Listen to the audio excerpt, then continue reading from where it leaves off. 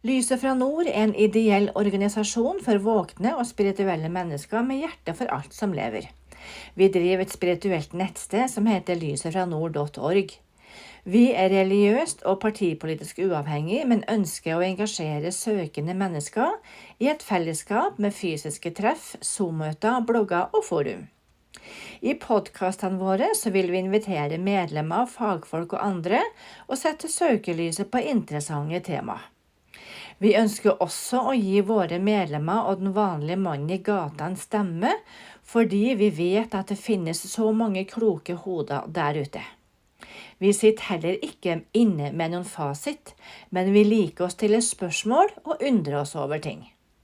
Vi vil heller ikke avgjøre hva du skal tenke, men vi gir deg noe å tenke på. Velkommen til dagens podcast. Psst! Hvis du melder deg inn som medlem, så vil du få tilgang til enda flere opplevelser. Gå inn på www.lysetfranord.org. Vi ses!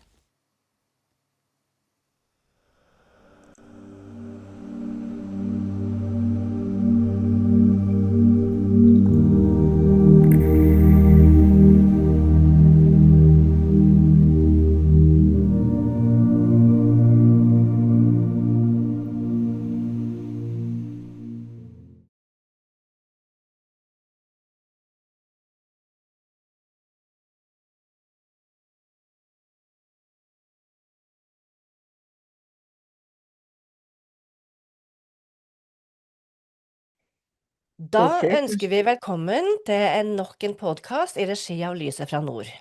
Og vi må med en gang si at vi ikke er noen nyhetskanal, det overlater vi til usensurerte medier og andre podcaster. Men vi er samfunnsengasjert, og i tillegg så er vi spirituelle. Og vi har et motto som er: vi vil ikke bestemme hva du skal tenke, men vi gir deg noe å tenke på. Og vi er opptatt av menneskene som bor i deler av verden hvor det er som verst. Og som vi vet, så har jo USA og Israel gått inn i Iran i det de kaller en militær operasjon, og målet skal være å få has på det iranske regimet. Dette er en krig imot det iranske regimet og revolusjonsgarden, er det sagt. Jeg er ikke den som kan uttale meg mest om Iran og landets historie, derfor så har vi invitert ei dame som kan nettopp det. Velkommen til deg, Lili Bandihi. Takk skal du ha. Dette er damen som har sine klare meninger om hijab, og som velger å brenne hijab på Youngstorget. Det har jeg gjort, jeg tror det var 4 ganger nå. Og med noen politibiler som bevokter den sindige damen en søndag i februar. Men for dem som ikke har fått det her med seg, hvem er Lili Bandihi? Kan du fortelle kort innledningsvis om oppveksten din i Iran, og hva er bakgrunnen for at du kom til Norge? Jeg er født og oppvokst en liten landsby i sørvest i Iran. Min far var bonde, og min mor var hjemmeværende. Mor fått 15 barn, 7 av de overlevde, og jeg var en av dem. Jeg var minste.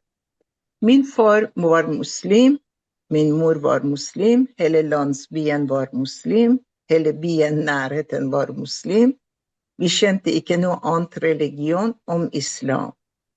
Men samtidig, min far for eksempel, hele familien min, de fastet, be 5 ganger om dagen. Far hjalp å bygge moské i denne landsbyen, kom imamen i Ramadan og var 1 måned hos oss. Men der var en sekulær regime, fordi shahen som styrte Iran, bygde landet, hadde modernisert landet slik at iranske kvinner hadde mer rettigheter enn europeiske kvinner. At mannen kunne ikke bestemme overalt. Og kvinnene hadde mye makt, kvinnene studerte, hadde forskjellige jobber, de var justisminister, de var dommer, de var taxisjåfører, alle typer jobber.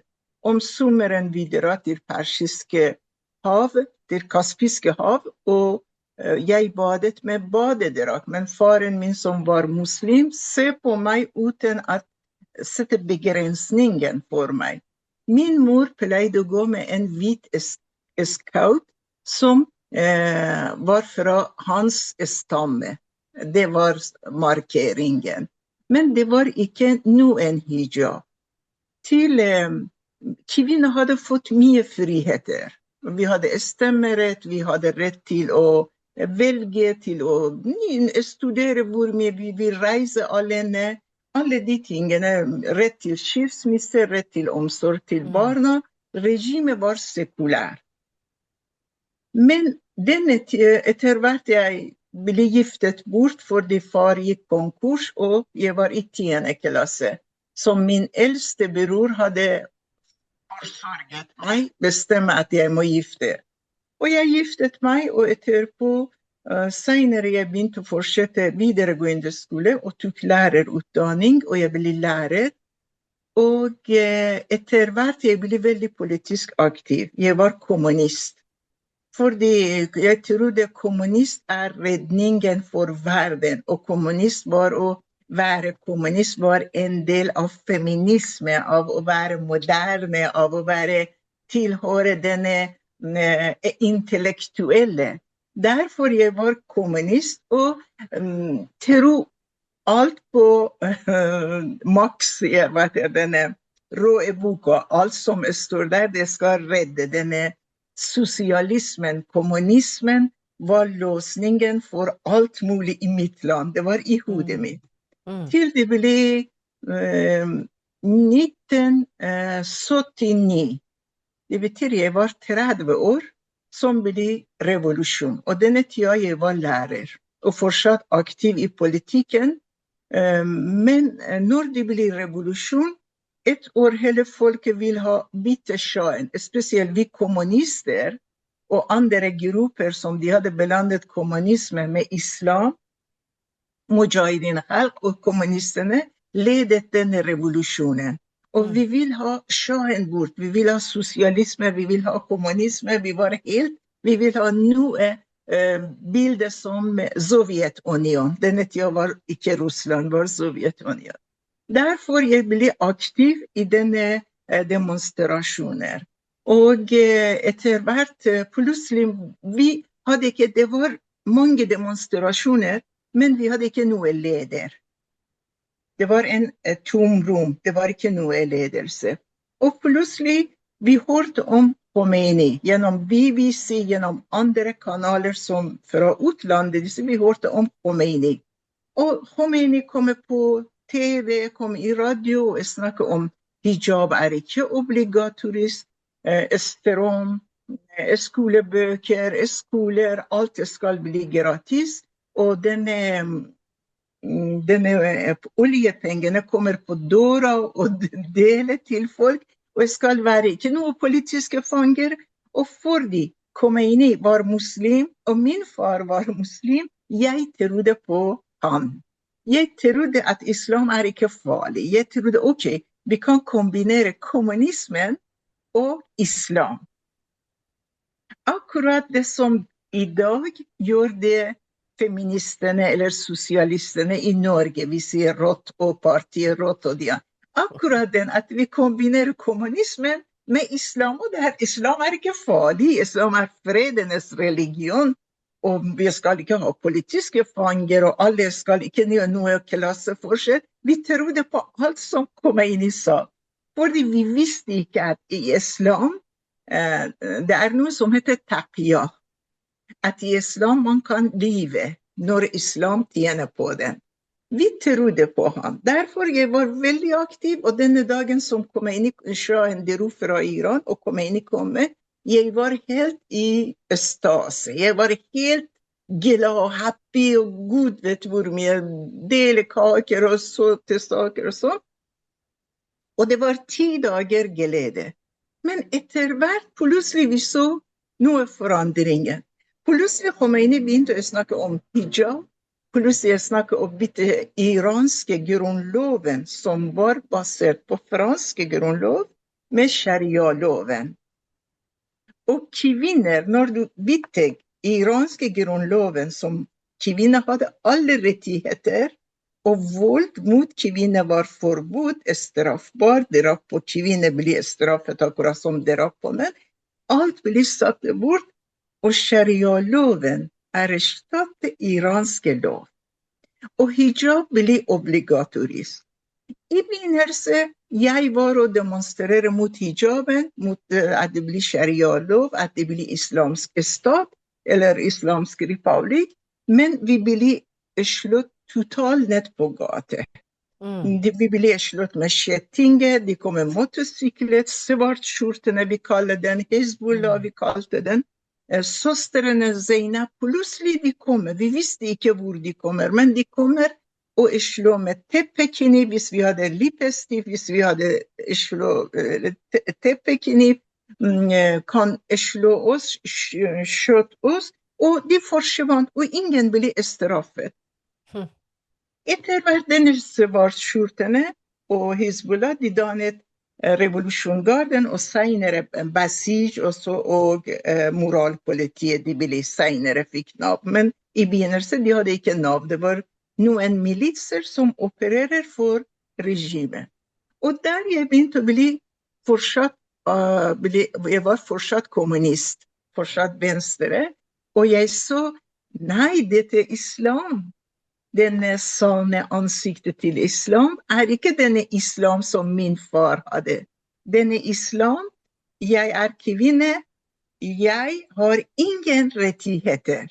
Jeg må gå med hijab, farge på klærne mine blir bestemt av andre, jeg mistet alle individuelle friheter.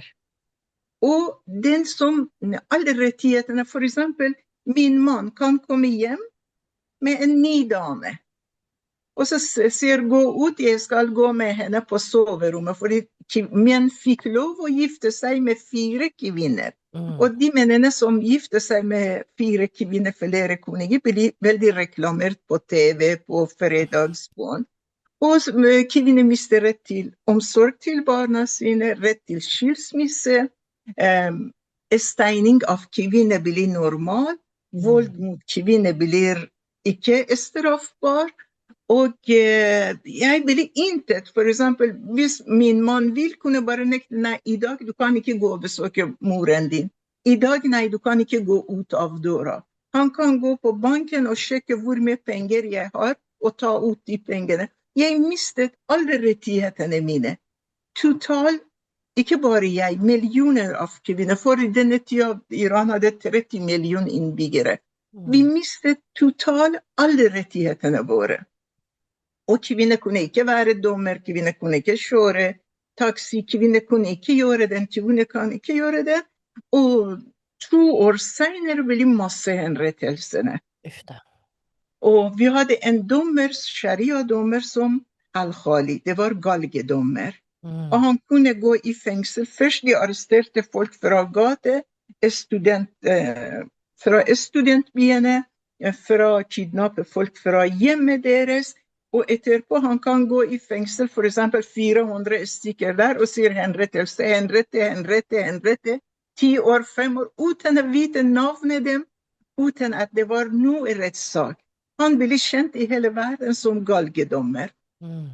Og det var akkurat som det som skjer nå, at folk på gata blir drept, på studentbyer blir drept, akkurat som noe som skjer i Iran, og i fengsel, henrettelse.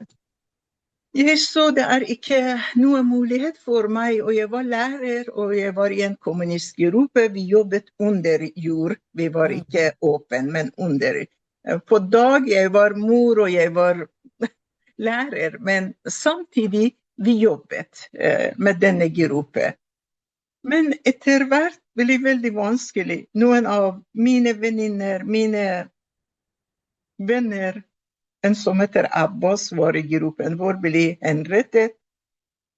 2 søsken ble, 2 jenter som var nomader, og vi jobbet sammen, ble henrettet.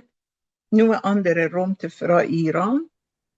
Og jeg ble inne i fengsel, ut, og så hvis jeg var ute, og så var det ok, jeg må gå, og undertegne at jeg forlater ikke byen en gang i uka. Og situasjonen ble vanskelig. Jeg kunne bli fra klasserommet, plutselig de kommer og arresterer meg. Og når vi sier arrestasjon, når vi snakker om avhør, når vi snakker om fengsel, vi må ikke tenke på i Norge. Du har ikke tilgang til advokat, du har ikke tilgang til et glass vann. For eksempel, jeg var i en celle som var nesten mindre enn 1 meter brede og kanskje 2 meter lange, sement på gulvet, og det var bare en liten militærteppe, og det var skitten, og det var ikke noe vindu, og det var en rå metalldør, jern, som ble låst, og jeg visste ikke når er dag, når er kveld, og når som helst de kan komme ta deg til avhør. Og når du er i avhør, du må pakke deg godt i en svart chador og hijab, og samtidig de kan holde avhøret mange timer, de kan true deg, de kan plutselig sende deg til tortur, de kan piske deg, og jeg så det går ikke. Samtidig sønnen min var 16 år, og det hadde vært krigen mellom Iran og Irak også. Det var en krig som begynte 1 år etter revolusjonen. De mener 1980, og det varte 8 år. Over 8 år. Og så derfor jeg sendte sønnen min ut av Iran ved hjelp av smugler. For du kan ikke bare ta pass og smugler at de på natta de går gjennom fjell og gjennom farlige veier og går til Pakistan. Men smugleren tok de pengene fra sønnen min og 6 andre gutter og slippe de barna i Bangladesh i stedet for Canada. Fordi vi hadde betalt, vi 7 mødrene har betalt for barna våre kom i Canada. Men de hadde sluppet dem, og de barna 3 måneder etter 3 måneder i Pakistan og Bangladesh ble tatt i politi, ble satt i fengsel, fordi de trodde de hadde ikke noe pass, de hadde ikke noe legitimasjon, de kunne ikke si vi er fra Iran, fordi de var redd at de ble sendt til Iran og ble henrettet. Derfor de sa ikke, og de trodde de er pakistanere, og denne tida Bangladesh og Pakistan hadde ikke god forhold. Det var 86. I hvert fall etter de falt i fengsel, 10 måneder i fengsel, og til slutt vi jobbet alle 7 mødre og fedre, advokat hjalp ikke, ingenting, vi kunne ikke se barna våre, barna var syke i fengsel, og til slutt det kom en dame fra FN, og klarte å besøke barna, og registrerte at barna er i liv, tok dem på sykehus, ble innlagt, og etter lang historie spurte meg, ringte meg og sa, nå sønnen din er ute av fengsel, hvor hvis det skal til Canada, det tar 2 måneder, 3 måneder. Jeg sa nei, bare sende ham ut, første landet som tar FN-flyktninger. Og Norge tok 3 av de barna, og sønnen min kom til Norge.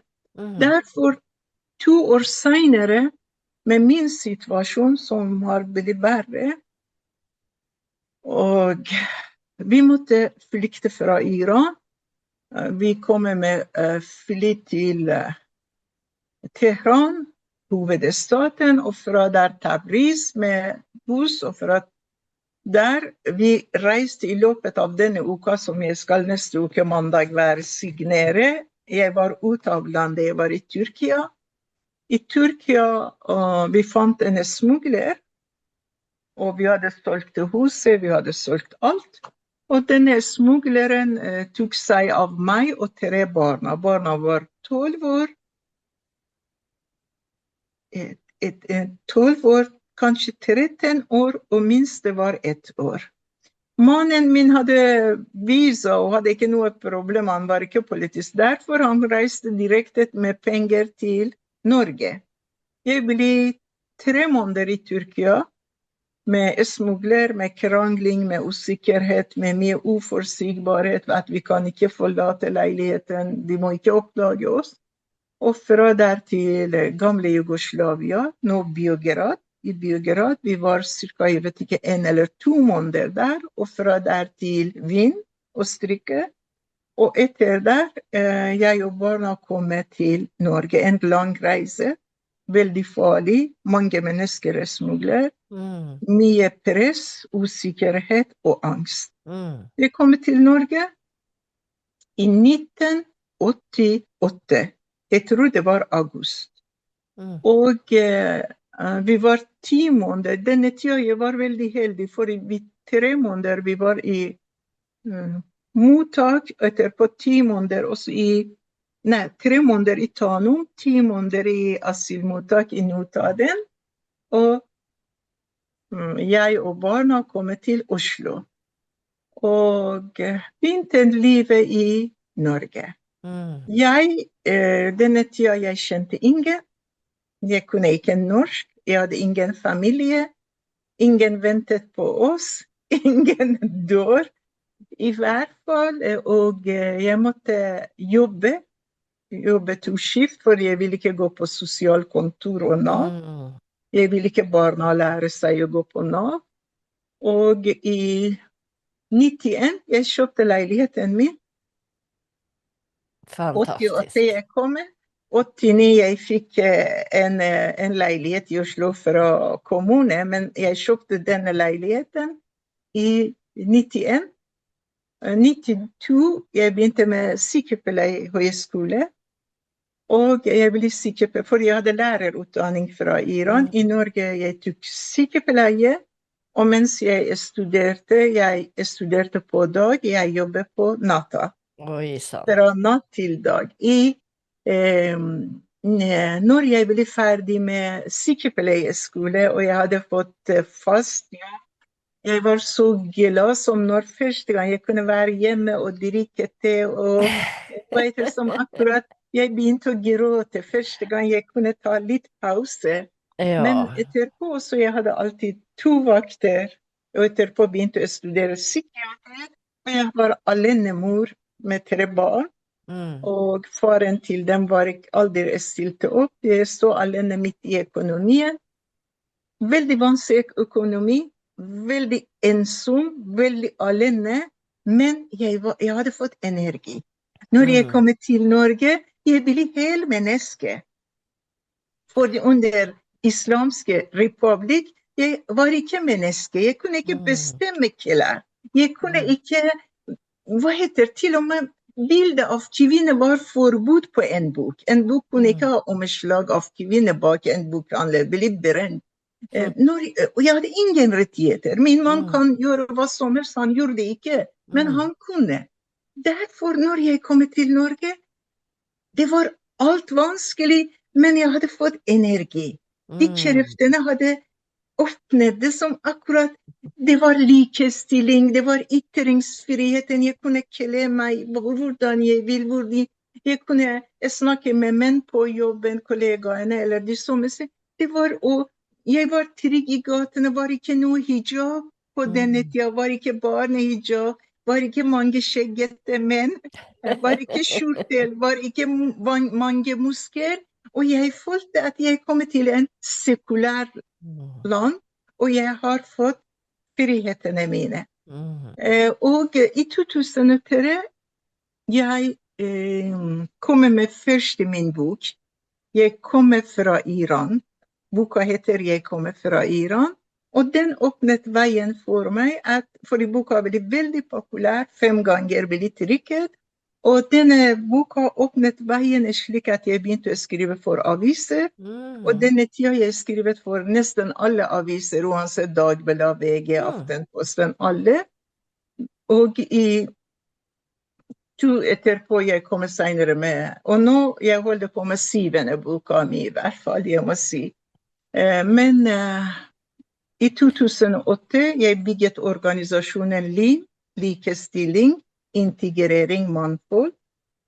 Og i 2016 jeg bygget Eks-Muslim av Norge sammen med Kemal Knutsen. Nå jeg pensjonist, jeg 77 år, Jeg har skrevet 6 bøker. Jeg fast spaltis hos Nettavisen, og jeg skriver av og til for Aftenposten. Mm. Du velger å brenne hijaben hvert år. Ja. Det jo en sterk og tydelig markering. Hva legger du i det?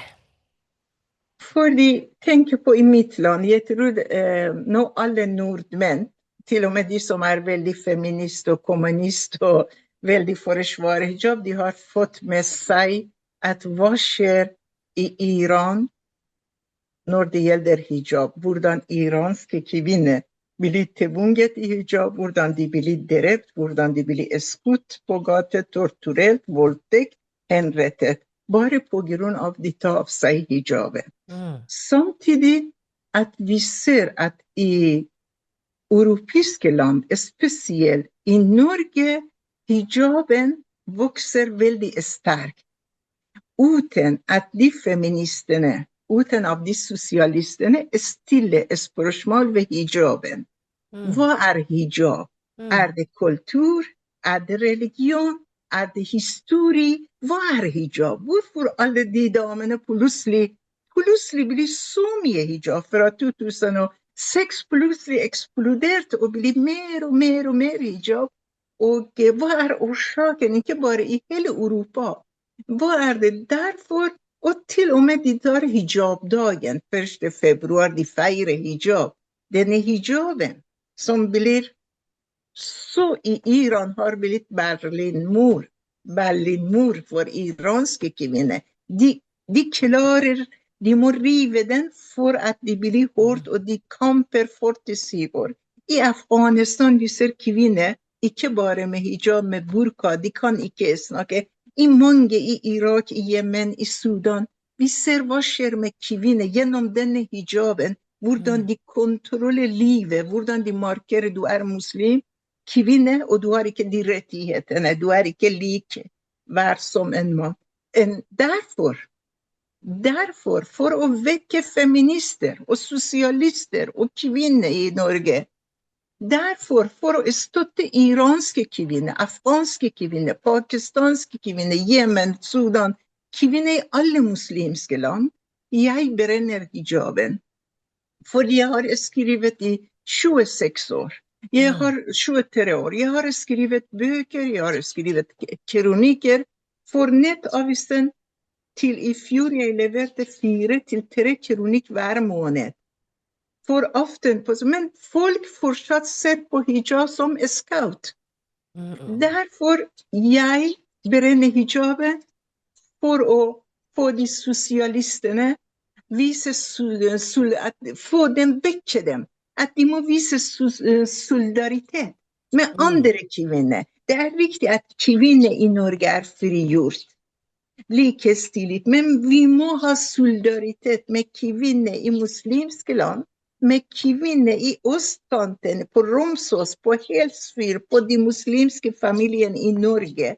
At alle må ha denne rettigheten, denne friheten til å ha en kjæreste, til å ha kle seg som de vil, uten å bli kalt hore, uten å bli tafset på. På grunn av bare jeg brenner hijaben for å vekke feministene i Norge, og for å støtte iranske kvinner og andre muslimske kvinner. Ditt forhold til islam, hva det vi nordmenn bør være klar over som du tror ikke kommer fram? En gang til. Kan du presise spørsmål, fordi den veldig omfattende. Ja, riktig. Ja, hva det vi nordmenn bør vite om islam som vi egentlig ikke får vite? Det mange ting med islam som de snakker ikke høyt. Moskeene, imamene, de kvinner med hijab snakker med 2 tunger. De snakker om at det likestilling i islam, det fredsreligion, kvinner har rettighetene sine. De snakker veldig rosa, veldig positivt. Men i selve deres miljø praktiserer sharia-loven. For å forstå islam, for å forstå hvor islam, hvor farlig det, vi må forstå sharia-loven. Jeg kan oppsummere bare noen punkter at vi må vite om islam. Hijaben jeg tar senere, men andre punkter. Først av alt, islam aksepterer barneekteskap. Fordi profeten Muhammed forlover seg med Aisha når hun 6 år, og fullfører ekteskap når hun 9 år. Det betyr at pedofili ikke bare akseptert, men det en del av religionen islam. Derfor hvert år 15-16 millioner jenter blir giftet bort, blir barneekteskap, uten at vi snakker høyt om det, og de fleste de muslimske, kanskje i USA 300, over 14 år. Men se Afghanistan, Yemen, Sudan, Pakistan, Somalia, Iran, at jenter 9 år blir giftet bort. Og de blir viet bort når de 4 år, 3 år, 6 år. Det barneekteskap. Til og med i Norge, i 2004, det har vært 11 barneekteskap i moskeen, og ingen snakker om det, og det avisene skrevet om det. Andre polygami, flere koneri. I islam, en mann kan gifte seg med 4 kvinner. Og denne kvinnen må tåle. Men denne kvinnen kan ikke se på en annen mann. Kan ikke ha kjæreste. Mannen kan velge å vrake, men kvinnen må ha jomfruhinne. Og hvis de har ikke jomfruhinne, de ikke ærbare. De blir drept.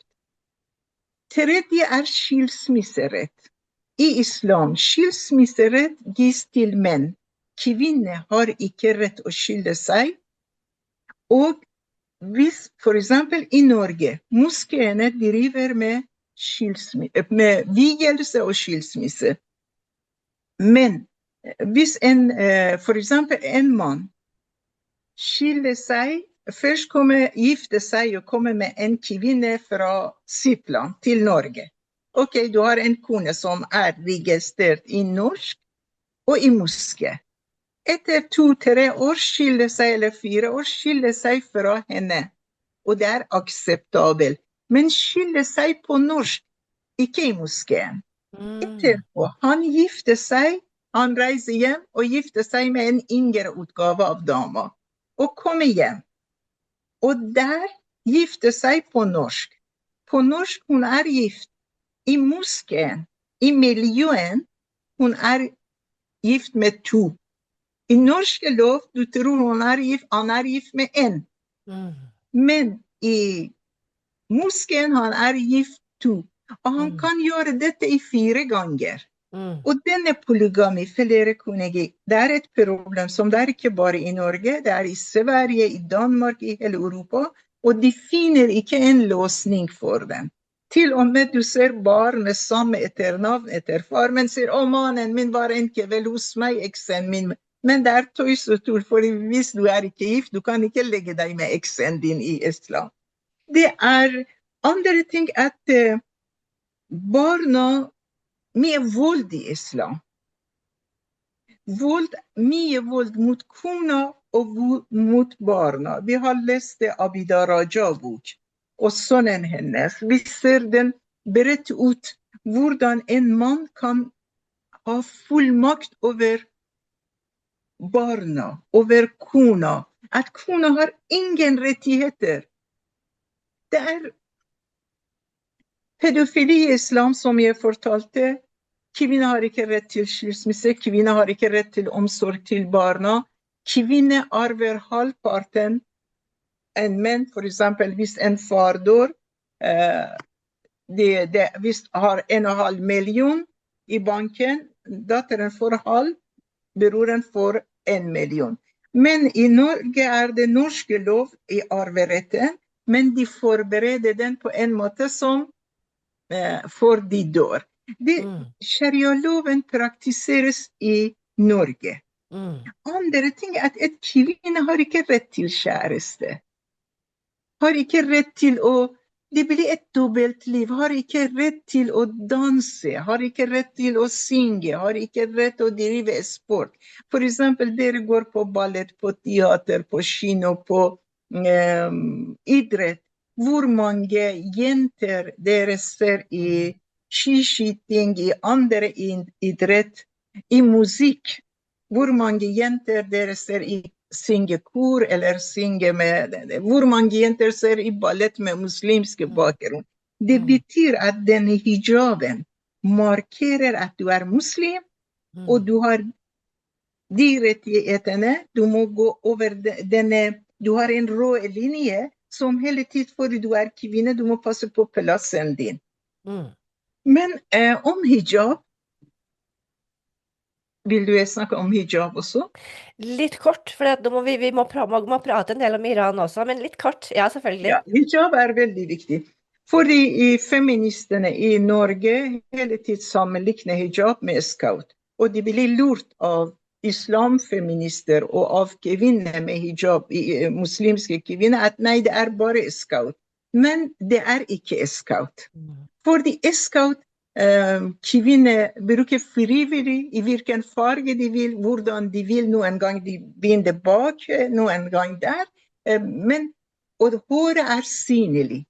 Men hijab er tordelt, og du ser ikke en hårtråd ut.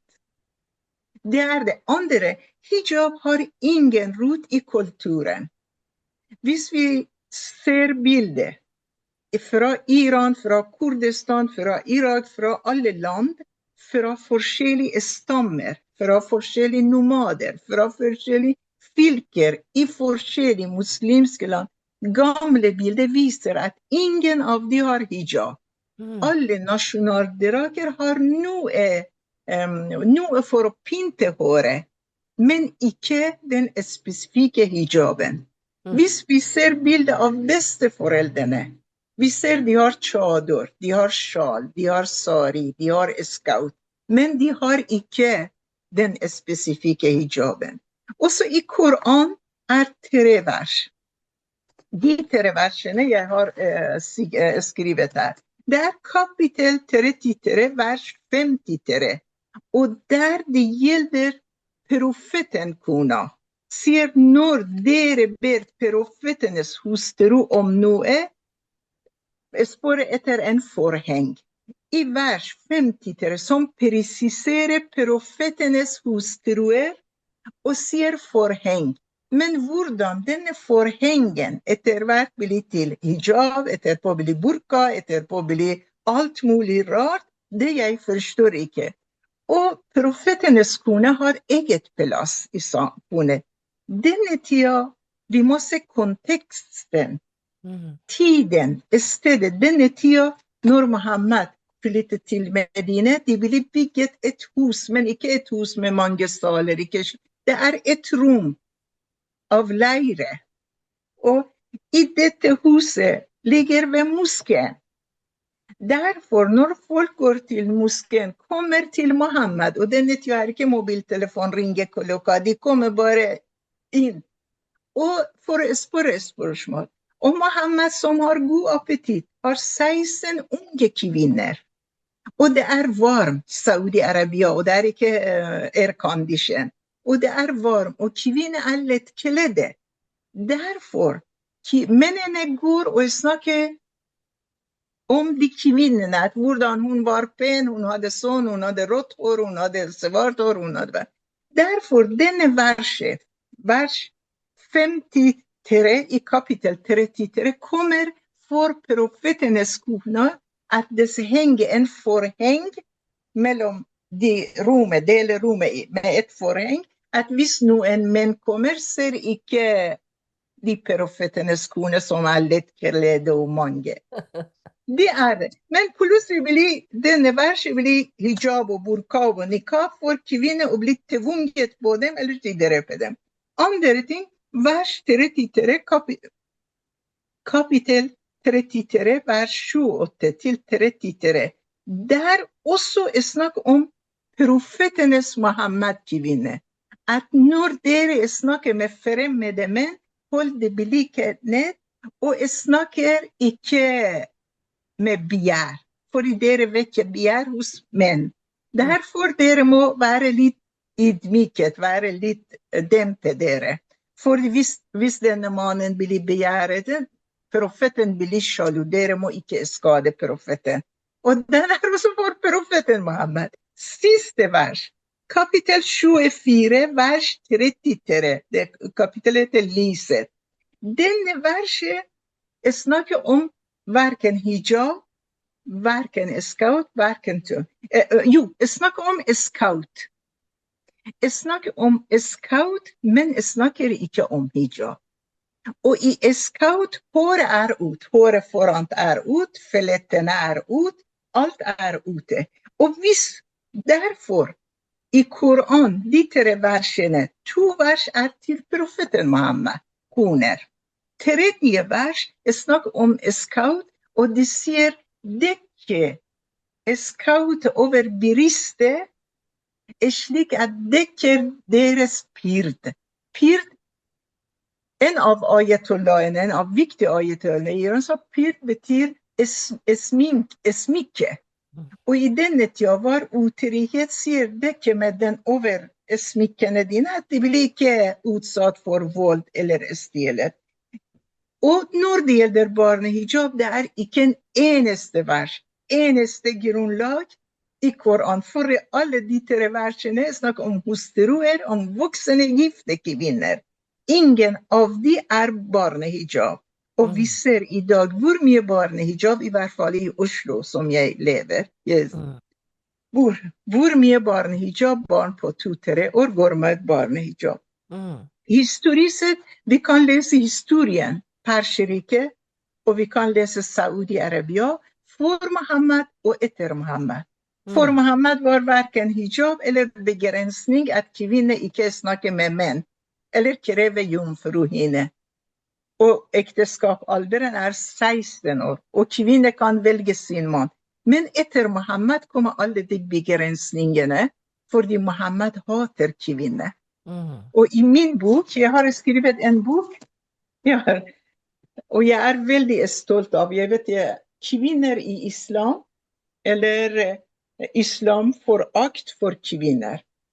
I denne boka bruker jeg 5 år, og jeg leser de fleste islamske historikere, kilder, ayatollah-bøker, islamske lærebøker på persisk, arabisk, engelsk, litt engelsk, og derfor jeg skriver denne boka. At hvilken situasjon, og hvorfor Muhammed hater kvinner, hvorfor islam hater kvinner. Andre boka mi som i fjor, 2005, september kommer, den heter Hijab. Og der jeg skriver historien bak hijab, kulturen bak hijab, og historien om hijab. Hijaben på denne måten som vi ser i dag har kort historie. Scout og chader og sari og skjerf og all lengre. Men selve hijaben kom 1979 med Khomeini. Ble obligatorisk i Iran, ble tvunget til iranske kvinner. Senere, alle Khomeini-tilhengere og brorskap begynte å bruke denne hijaben i andre land i Midtøsten, og med innvandring kommer hijab til Europa. Hijab har kort historie. Hijab er en politisk uniform. Hijab har ingenting med religion, med kultur, med historie. Hijab er en politisk uniform som Khomeini skapte for muslimske kvinner, slik at denne, for eksempel, vi ser hvem bruker Hizbollah i Libanon, de bruker hijab. Hamas-folka bruker hijab. Al-Shabi bruker hijab. Alle de som er i brorskap, eller Khomeini-tilhengere, bruker hijab for å markere seg, lojalitet for han. For eksempel, Hitler har hakekors som eget symbol. Khomeini må ha et symbol. for sine tilhengere, og hijab var hans uniform. For en tid tilbake så samlet det seg godt over 1000 islamister, fortrinnsvis menn, på Youngstorget. Og de sa at det var til felles bønn, men mange så dette som en maktdemonstrasjon. Hva tenker du om det? Det er maktdemonstrasjon, fordi de har store moskéer. De har bare selv i Oslo og Akershus, de har 67 moskéer, pluss at de har moskéer over hele Norge. Det er en store nettverk hele Norge av de store, fine moskéer. Hvorfor de ber ikke i moskeen? Hvis du skal be, du går i kirken søndag. Du står ikke i Youngstorget. Det er de skal vise at vi er mange. Det var Fahad Qureshi som hadde invitert. Det er Islamnet, det er salafister. Men han hadde ventet 10 000, men heldigvis kom bare 1000-2000 i denne markering. Det er begge hijab og begge de markeringen av Ramadan, markeringen av slike fellesbånd midt i gate eller forskjellige steder. Det er bare vise vi er mange. Det er vi som bestemmer, det er vi som har første ordet. Det er det. Det er en maktdemonstrasjon, ikke noe annet. Ja. Vi må innom Iran, Lilly. Tida går fryktelig fort, du har lært oss så masse allerede. Men jeg har en god del spørsmål om Iran også. Mange eksiliranere, både i Australia, Canada, England, Sveits, Tyskland og flere andre land, de feiret når USA og Israel gikk inn i Iran. Hva var dine tanker da det skjedde? Det som skjedde, vi må tilbake til 28. desember, som begynte masse demonstrasjoner i Iran. De demonstrasjonene i Iran begynte fordi bazaren, kjøpmennene i bazaren, som vanligvis er Khomeini-tilhenger og støtte til Khomeini-regimet, de ble så i inflasjon at hverken de kunne selge varene sine, eller de kan bestemme over prisen. Dollar gikk veldig opp, og det er sterk inflasjon. Bazaren stengte for å vise at hva vi skal gjøre. Men etter 8 timer, folk som i 47 år, de har demonstrert, de blir torturert, de blir fengslet, de blir voldtatt, de blir henrettet. Alle venter på en liten tenne, som kommer ut. Derfor folk begynte å komme ut. Folk begynte å demonstrere med denne gangen ikke var for billigere bensin eller billigere byrå eller billigere. Denne gangen de vil ha regimet bort. De vil ha død over diktatori, og de vil ha demokrati. Derfor regimet først la hele nettet 8. januar, la hele nett at Iran blir mørk, at ingen kan ta kontakt med Iran, eller iraner kan sende nyhet ut. Etterpå 8. og 9. januar kommer med maskingevær, med tanks, med militære på gate og skjøt ned folk. Iran International, som er en veldig nøye TV, 3500 navn til nå har publisert av de som ble drept i 2 nettene. Men folk sier antallet er mye mer. Det er 50 000. De snakker om 50 000 på 2 netter blir meiet ned, blir drept på gate. Det var så mye blod at de må bruke brannbiler for å vaske gatene. De foreldrene leter etter barna sine dagvis, ukevis i forskjellige likhus for å finne dem. Og andre ting, at de var så brutale at de dro på sykehusene, og de som var sårede, de skutt dem, de ga dem siste, de henrettet dem på sykehuset, og til og med de var veldig voldelige mot sykepleiere eller leger som holdt på behandling. Mange av de sykepleierne ble arrestert, og noen leger som senere ble henrettet. Men Og det et stort antall forsvunnet. Et stort antall av de millioner demonstrasjon, det var i 402 byer. Og små byer demonstrasjon. Millioner i gate, og du kommer med tanks, skarpskytere fra høyde, og maskingevær, og meie den ned. Derfor en stor del forsvunnet som ingen fortsatt vet hvem de er. Mange av de barne. Og noen ligger i massegravene, som senere kanskje vi finner dem. Noen ser de blir kastet i elva, som vi vet ikke. I hvert fall, og fortsatt til å nå som de går og henter folk, ta folk hjemmefra, arrestere dem, og hver dag henrettelse. I fjor iranske regimet henrettet 2000, men i år de sier de har økt mye mer, nesten doblet. Og etter de massedemonstrasjonene, i hvert fall, folk skjønte at de kan ikke, uansett hvor mye de blir drept, hvor mye de kan offre, hvor mange i en by som 20 000 innbyggere, 2500 av deres ungdommer blir drept, skolebarn. Derfor de ba Trump og Bibi, statsministeren i Israel, å hjelpe. Vi klarer ikke. Vi har tomme hender, vi har maskingevær, vi har vær så snill å hjelpe oss, vær så snill å hjelpe oss. Men denne hjelpen tok lang tid, nesten 20 dager. Vi hadde ikke internett i januar, etterpå 2 måneder senere ble krig. Og denne krigen var velkommen. Iranske folk trodde, nå vi får hjelp, nå vi får hjelp. Og Trump hele tiden sa, hold dere hjemme, ikke komme på gata, ikke bli drept til jeg sier til dere. Når deres tur å ta over.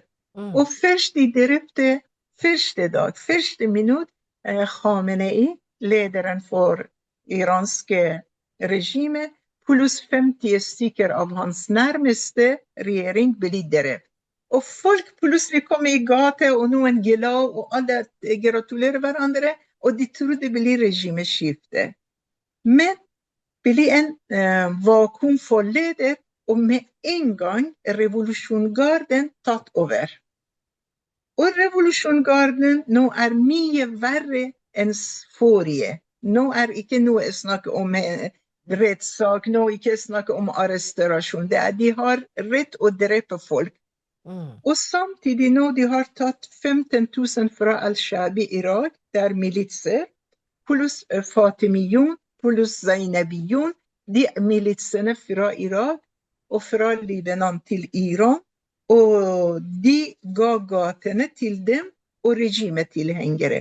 Slik at hver natt de tar over gatene med høyttaler, de sier Allahu Akbar, og ta over gate og lage så mye bråk at ingen tør å vise seg frem. Til og med folk, hvis de syke, hvis de vil byrå, de kan ikke gå ut, fordi de redd for de militsgruppene som nå de har tatt over iranske gater, pluss regimetilhengere, pluss moralpolitiet. Og samtidig, revolusjonsgarden har bevæpnet barn på 12 år, 13 år, og satte dem i checkpoint, for det mange kontrollposter. I kontrollposter, og et barn med et gevær, galeskap. Derfor, og nå 60 dager krig, men de sier våpenhvile, men denne våpenhvile, folk ikke fornøyd. Folk ønsker denne krigen hadde fortsatt til regimet har falt. Men Trump må ta hensyn til Europa, til andre ting, til kongressen. Derfor folk sliten. Nå ikke krig, ikke fred, de vet ikke hva gjøre. Og det stor inflasjon. Alt veldig dyrt. Og internett nå 60 dager. I dag akkurat nå jeg hørte TV-en en gang til. 60 dager internett nett. Og på grunn av nett, fordi mange jobber med nett, mange, som i Norge. I Norge, hvis dere har ikke en time nett, hvor nervøs det blir det. 60 dager Iran i mørke. 60 dager Iran har ikke nett. Og mange frilansere, mange som jobber gjennom nett. 3 millioner har mistet jobben. Samtidig det ikke noe jobb, samtidig alt veldig dyrt, samtidig ingen som tar seg av de som mister husene sine etter krig, mister økonomien sin.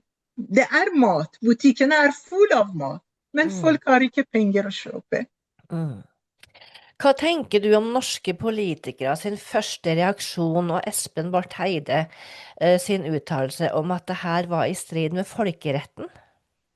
Det Barth Eide aldri var ute, hverken Støre eller Barth Eide. Hverken de var ute når 50 000 i Iran ble drept. De snakket ikke om folkeretten. Når under 3 år siden, under kvinnelivsfrihetsrevolusjonen, når så mange ble drept, aldri snakket om menneskerettigheter, om folkeretten. Og når Iran okkupert av militser, av regimemilitser, når det 15 000 al-Shabi har tatt over gatene i Iran, når det har de liker en jente bare, de sier vi skal kontroll og kjenne puppe eller mellom låret. Tenk på hva gjør denne jenta, stakkars, en jente på 14-15 år. Militsene fra Irak, fra Hizbollah, fra her og der, de har okkupert Iran. Denne regimet har okkupert Iran, tar iranske folk som gisler, og henretter hver morgen 2, 3, 4 stykker. Barth Eide og hele norske politikken stille. De sier ikke om folkeretten. Men når Trump og Israel, fordi folket vil ha dette, be om hjelp, og de kommer og vil hjelpe folk, og de veldig presis å bombe de militære mål. De går ikke på sivile, motsatte iranske regimer som i Persiske Golfen og Israel, bare sende bomber hvor som helst. Kan være hotell, kan være skole, kan være. Men jeg snakker ikke om folkerett, fordi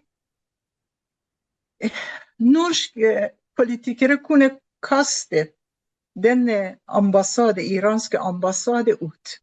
Når 50 000 blir drept på 2 netter, det verre enn fascisme, verre enn nazisme. Hvorfor de reagerer ikke? Hvorfor de kaster ikke denne ambassade ut? Hvorfor de stenger ikke denne ambassade? Hvorfor de inviterer ikke Reza Pahlavi som leder nå? Denne revolusjonen til Norge, hvorfor de tar ikke han i Stortinget, at han snakker, han forklarer. Hvorfor ingen spør vi iranere om de 50 000 som ble drept?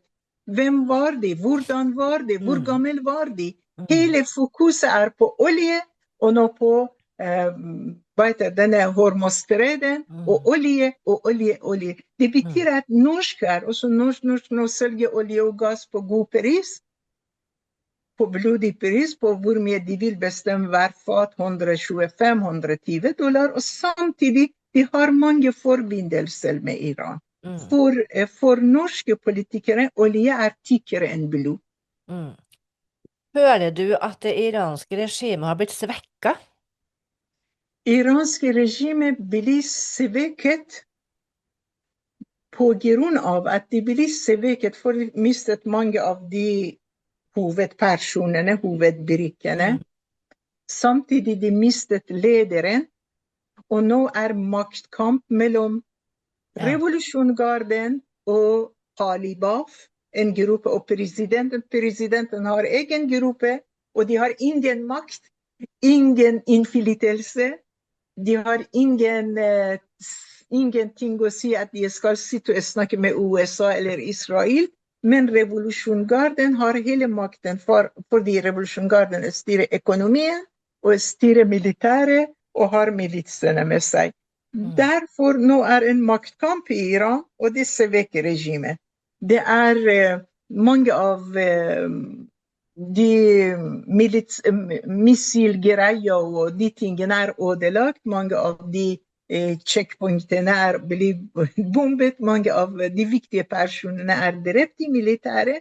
Det svekket, men veldig, veldig farlig nå. Farlig mot iranske folk, og farlig mot alle andre land. Derfor vi ser at det en økt terror i Europa. I hele Europa, til og med USA, råd fare for terror. Fordi alle synagoger, alle jødiske skoler, barneskoler, alt mål for iranske regime. Det var i går i London at en med knivstikker, 2 stykker, og det kommer frem at den også Iran. Derfor Iran har mobilisert alle de sovende cellene for å gå mot angrep mot iranere som aktiv mot regimet, og mot jøder. Det situasjonen nå, men jeg ikke bare jeg, mange av iranere føler oss sviktet, spesielt kvinner i Iran, spesielt studenter, og alle sviktet av den norske politikken, av europapolitikken, hvorfor Frankrike, Tyskland, Italia vil ikke hjelpe Trump å bli ferdig og ta over Hormuzstriden og sette denne regimet bort. Hele tiden motarbeider. Derfor virkelig, vi veldig skuffet over Europa, spesielt denne Barth Eide og Støre og hele denne sosialistene i Norge og kommunistene i Norge. Hva ditt håp for fremtiden, Lili? Denne regimet må falle i Iran. Det en absolutt. Fordi det ikke bare, nå nett, internett stengt. Fremdeles? Fremdeles internett stengt. De som regimetilhengere, eller de som jobber for regimet, eller de militsene har internett, men ikke vanlige folk. 3 millioner mistet jobben bare på grunn av internett. Nå folk sint på grunn av nett, at regimet bruker nett som en tortur, at de kan ikke kontakte med familien sin utenfor Norge, eller gjøre jobben sin. Folk veldig sint, andre inflasjon, folk har ikke penger. Tredje at de som mister huset sitt, blir skadet i krigen, forlatt til seg selv.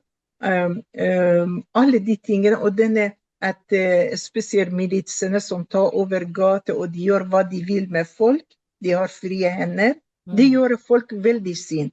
Derfor vi vet ikke når som helst, folk orker ikke, og de bryr seg at 100 000, 200 000 blir drept og kommer gate. Andre ting, de landene i golfkrig, i Persiske golfen, som Emiratene, Saudi-Arabia, Bahrain, Qatar, var de venn med Iran. Men under krigen, de skjønte at de kan ikke stole på Iran. Fordi Iran bombet Emiratene mer enn bombet Israel. Derfor de ikke lenger venn med Iran, og de føler seg usikre, og de ber Trump å ta denne regimet bort. Tredje, til denne regimet i Iran på beina, fortsatt Hezbollah omorganiserer seg, Houthene i Yemen omorganiserer seg, Al-Shabi, Jihad al-Islam, alle de militsene en gang til jobber, og de får våpen, de får penger, og de kommer å bygge seg opp. Derfor denne trusselen mot Israel på plass. Aldri Israel kan slappe av, for du vet ikke. Og tredje, hvis Iran, dette fare, det ikke bare Israel og USA, Europa må være rett for. For hvis Iran får tilgang til atomvåpen, de gale. De tenker ikke på mennesket. Det menneskeliv betyr ingenting. Fordi de sier, vi må forberede verden for Mehdi. Mehdi 12.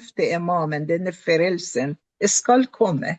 Og for å forberede at Mehdi kommer, denne 12.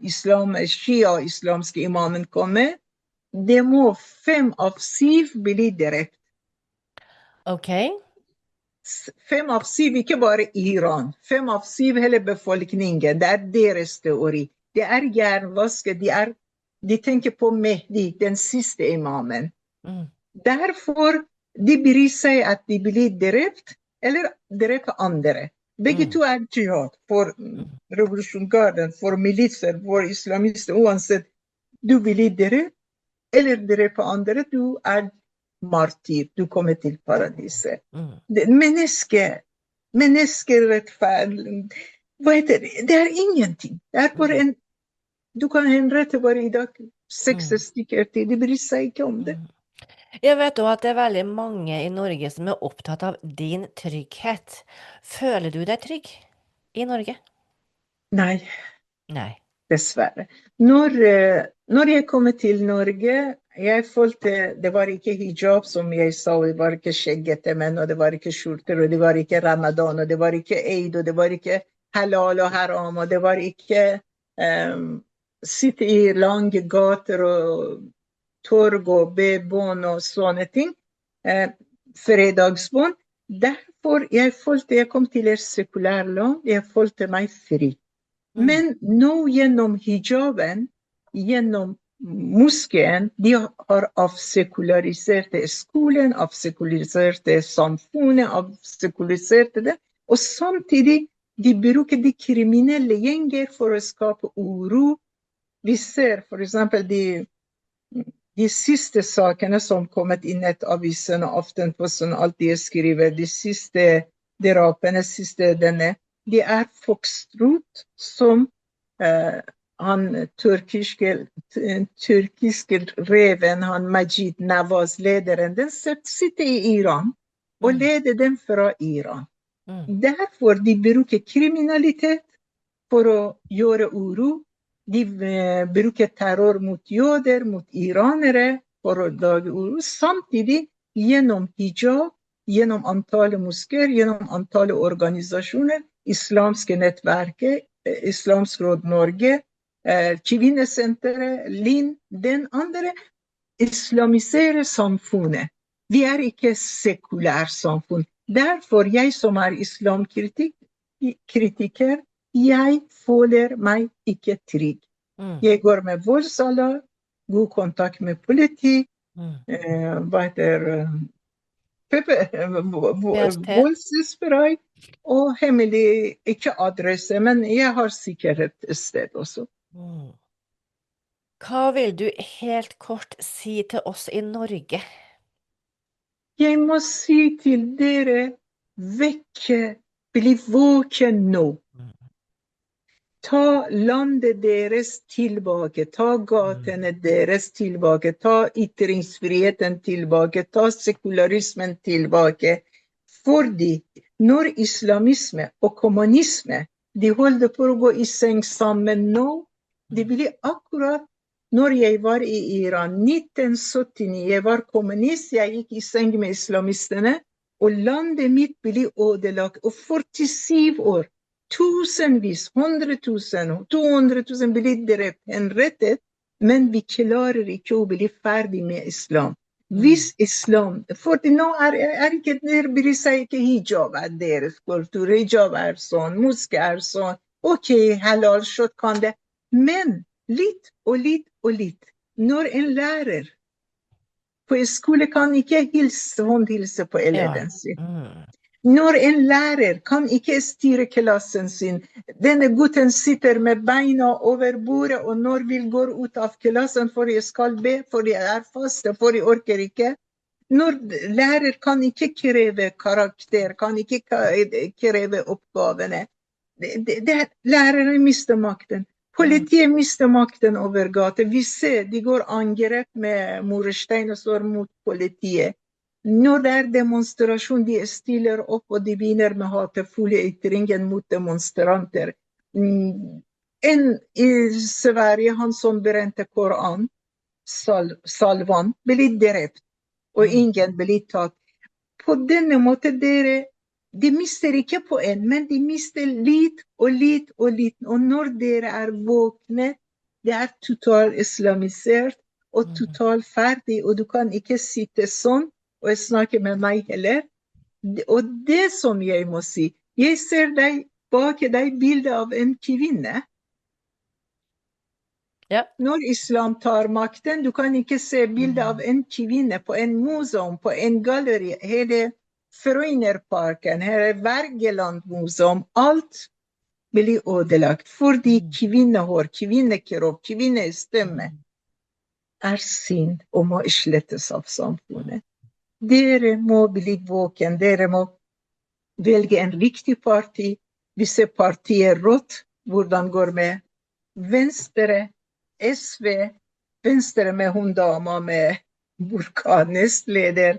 Partiet for som sier ja, vi har stått til Hezbollah og Hamas og Iran fordi de er mot Israel. Det er forferdelig.